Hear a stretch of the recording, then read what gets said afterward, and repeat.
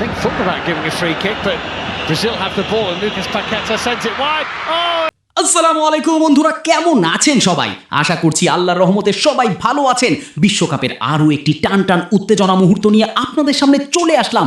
আজকের খেলা ব্রাজিল বনাম মরক্কো, 3-1 গোলে আজকের খেলার সমাপ্তি ঘটে। তো চলেন বন্ধুরা দেখি কি ঘটেছিল আজকের খেলায়। বিশ্ব ফুটবলের অন্যতম পরাশক্তি ব্রাজিল আবারও দেখিয়ে দিল কেন তাদেরকে বিশ্বকাপের অন্যতম ফেভারিট ধরা হয়। 2026 ফিফা বিশ্বকাপের গ্রুপ পর্বের গুরুত্বপূর্ণ ম্যাচে আফ্রিকার শক্তিশালী দল মরক্কোকে 3-1 গোলে পরাজিত করে সেলেসাওরা টুর্নামেন্টে নিজেদের যাত্রা শুরু করেছে দুর্দান্তভাবে। আক্রমণাত্মক ফুটবল, দ্রুত পাসিং এবং অসাধারণ ব্যক্তিগত নৈপুণ্যের সমন্বয়ে পুরো ম্যাচ জুড়েই আধিপত্য বিস্তার করে ব্রাজিল। ম্যাচটি শুরু হওয়ার আগেই ফুটবল প্রেমীদের মধ্যে ব্যাপক আগ্রহ ছিল, কারণ একদিকে 5 বারের বিশ্ব চ্যাম্পিয়ন ব্রাজিল, অন্যদিকে 2022 বিশ্বকাপের সেমিফাইনালিস্ট মরক্কো। ফলে দুই দলের লড়াইকে অনেকেই গ্রুপ পর্বের অন্যতম আকর্ষণীয় ম্যাচ হিসেবে দেখছিলেন।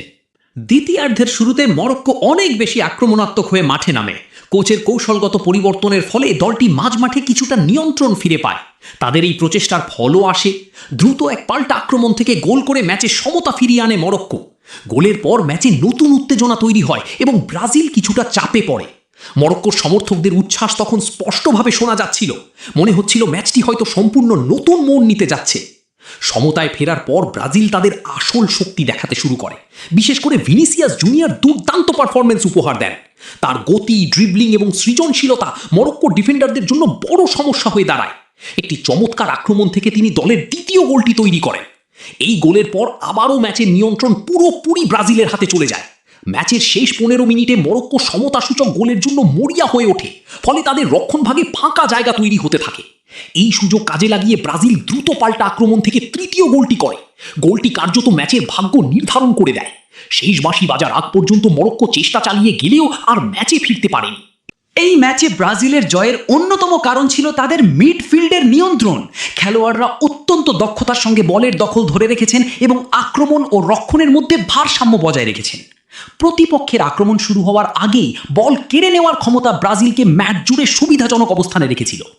পরাজিত হলেও মরক্কোর পারফরমেন্স পুরোপুরি হতাশাজনক ছিল না।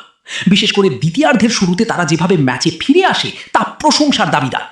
রক্ষণভাগের কিছু ভুল এবং সুযোগ কাজে লাগাতে না পারার কারণেই শেষ পর্যন্ত তারা হেরে গেছে। তবে পরবর্তী ম্যাচগুলোর জন্য দলটি অনেক ইতিবাচক বিষয় খুঁজে পাবে। এই জয়ের ফলে ব্রাজিল গুরুত্বপূর্ণ 3 পয়েন্ট অর্জন করেছে এবং গ্রুপে শক্ত অবস্থান তৈরি করেছে।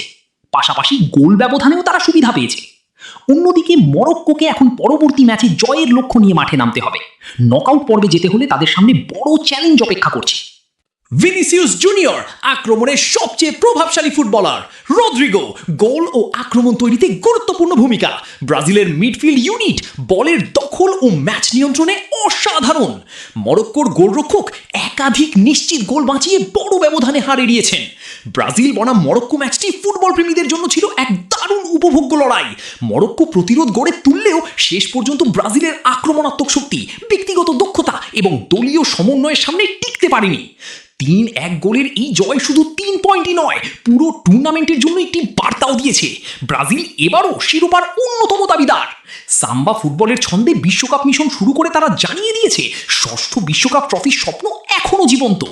তো বন্ধুরা, আগামী খেলার আপডেটগুলো জানতে অবশ্যই চ্যানেলটিকে সাবস্ক্রাইব করে পাশে থাকা বেল আইকনে ক্লিক করে রাখবেন। আজকের মতো এখানেই বিদায় নিচ্ছি। ভালো থাকবেন সবাই, সুস্থ থাকবেন। আসসালামু আলাইকুম, আল্লাহ হাফেজ।